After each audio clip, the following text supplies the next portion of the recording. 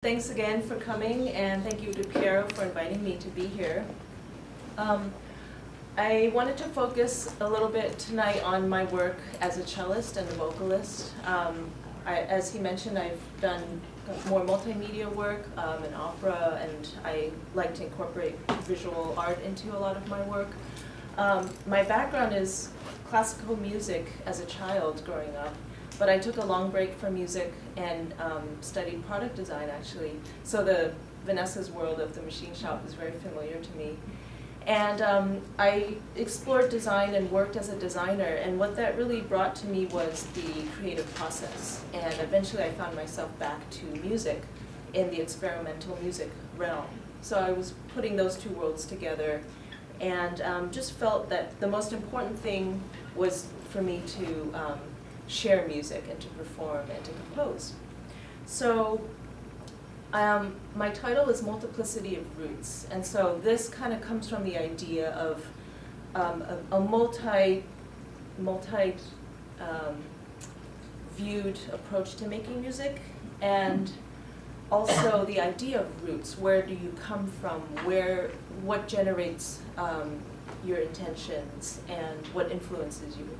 So this is a picture of a block of wood under a microscope, and it's kind of inspiring because I feel like part of my approach to composing, especially for the cello, is to really look at this material. How can I create music that reflects this block of wood and these strings and the hair that I'm using?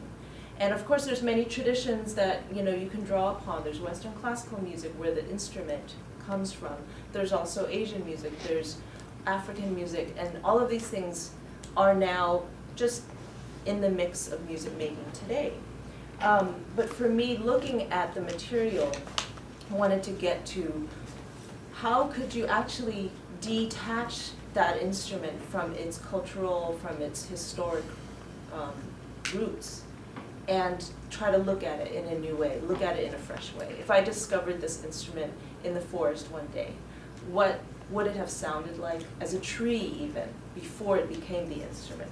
So what's interesting is in these cells, they are really structured like straws, and so literally a tree just is sucking water out of the ground into the sky, literally.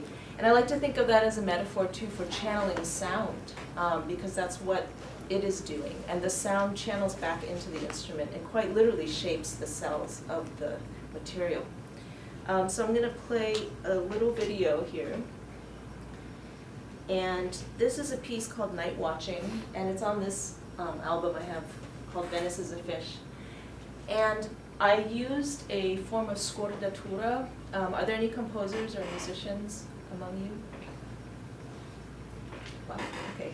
So scordatura is an Italian word that just means to detune something, to de-tension it. And so I took the lowest string of the cello and tuned it so low that it's just really kind of flapping around, and but with a certain tension. It's not completely flabby.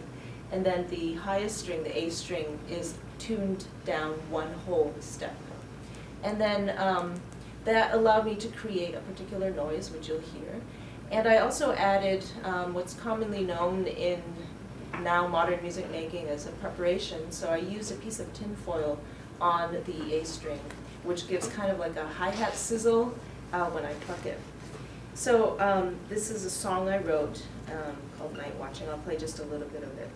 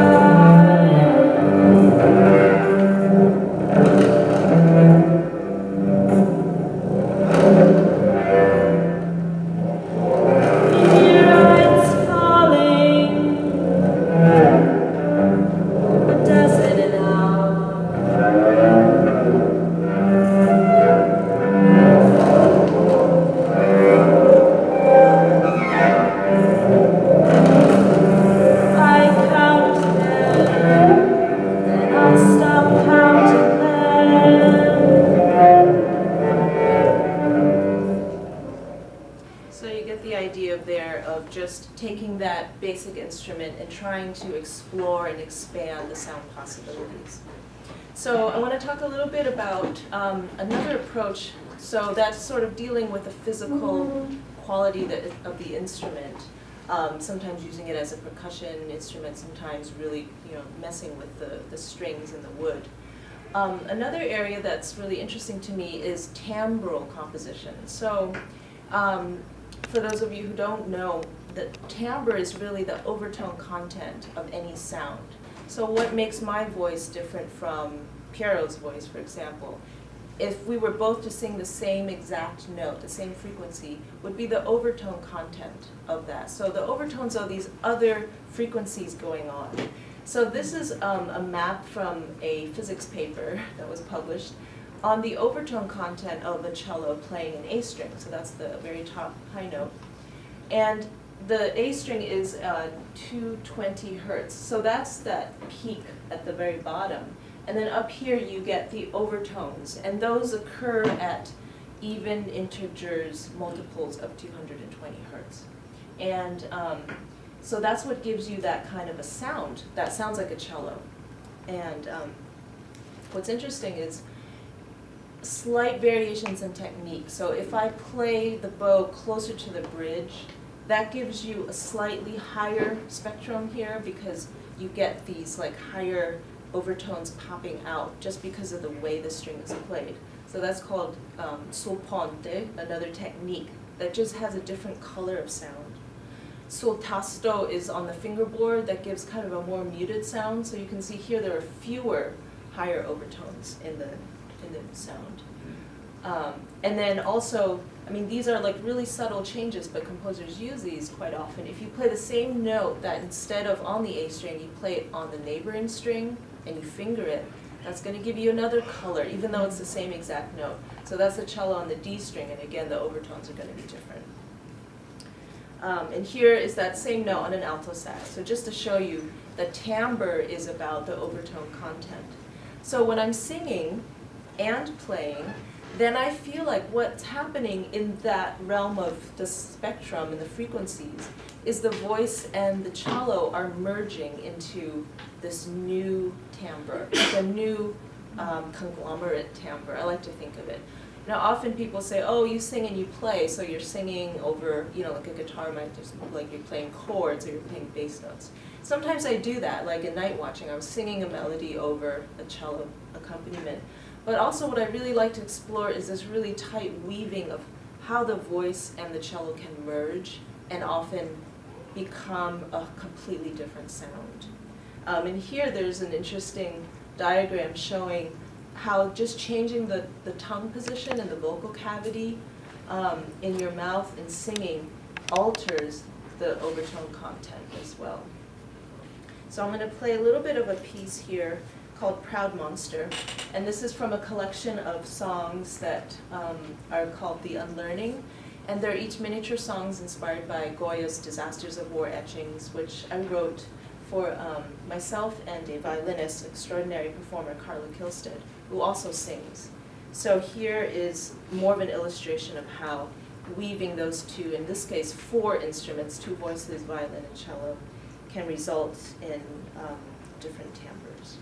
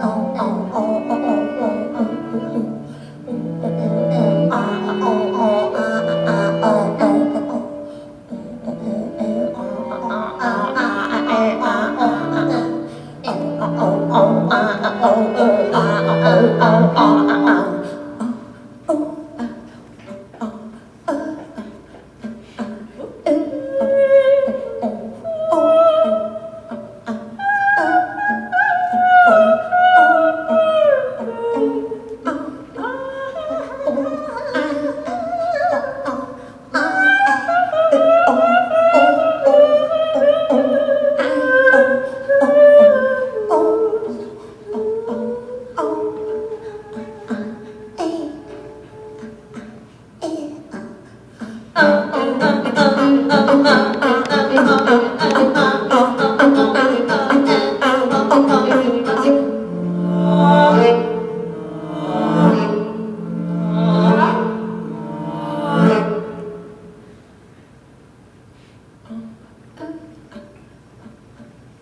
you get the idea there. So that's sort of this idea of timbre, which is overtones. But you can also look at overtones in another way and use it to create a tuning system.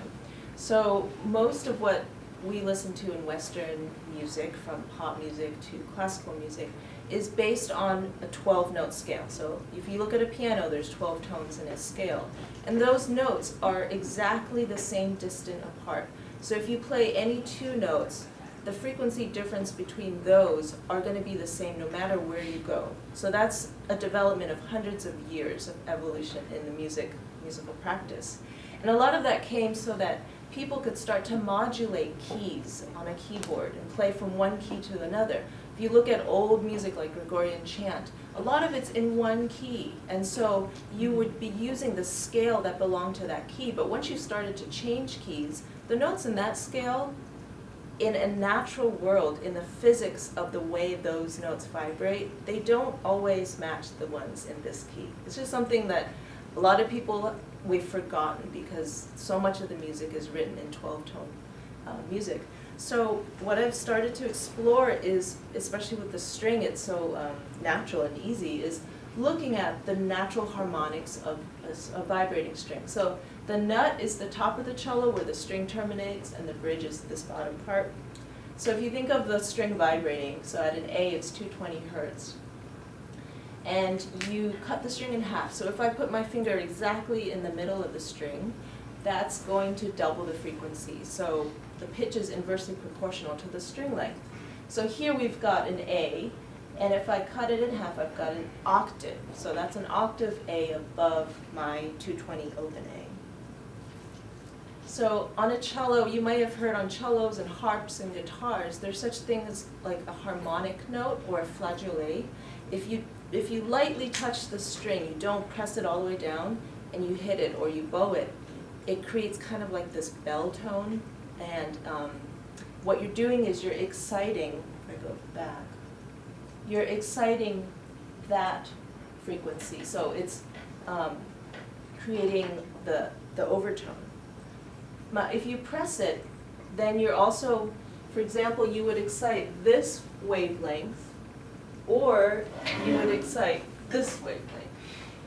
So you've got either this, or this. So at the end, you're always going to get the flageolet note, and the pressed note is going to be the same because it's going to be the smallest of the wavelengths. So if you divide it, the string, into 3 equal parts, you're going to get an interval of a fifth. So that's the sound of Twinkle, Twinkle, Little Star. So twinkle, twinkle, da, da, that's a fifth.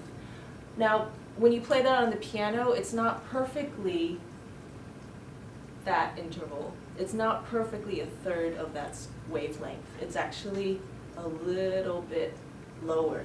So what I've indicated here is the sense deviation, and there are 100 cents in between 2 notes on a piano.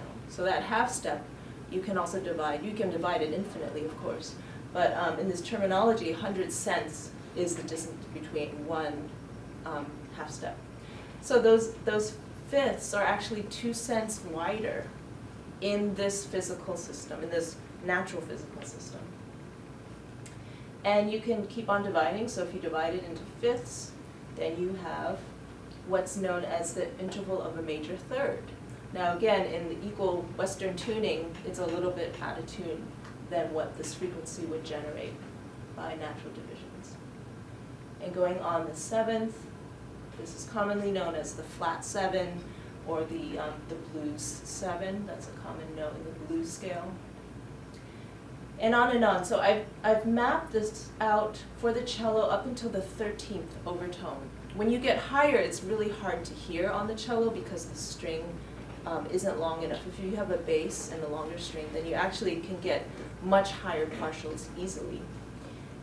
And so I've started to compose with these pitches from their harmonic, their flageolet notes, as well as their pressed notes. So it gives you two completely different sets of pitches than the equal tempered 12-tone scale.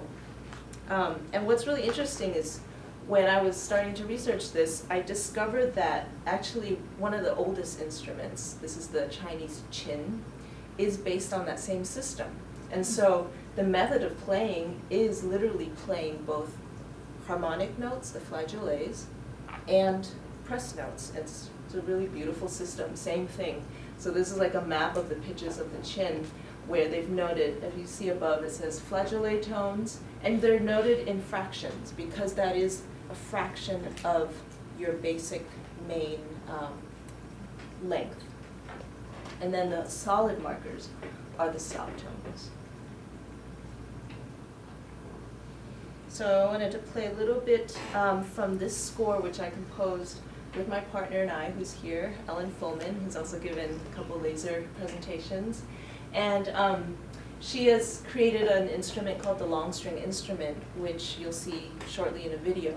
And basically it's very long strings that are bowed with her hands. And these long strings afford amazing overtone spectrum. So you're going to get like twice as many frequencies as most like orchestral instruments.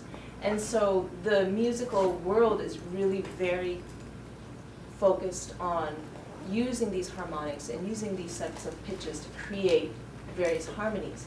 So if you see up here, everything's notated in a fraction. So what we decided was that our fundamental, which is what we start out with, is our main string length. So if we call something 2/1, it's half of this. So this was going to be A, just A 440. And if you look at the cello part, I'm using a notation to decide which partial I'm using. So if you imagine the map I was drawing, which part of that overtone, if there's 5 divisions, am I going to press the 5th one, the 4th one, the 3rd one, or the 2nd one? So those are some of these notations. And then here, I've also, if you see, it's kind of hard to see, but there's a little empty circle up here and a solid circle. So that's the harmonic, the flageolet note versus the pressed note. So I'll play a little bit of this piece called Harbors. And this is from a performance in San Francisco.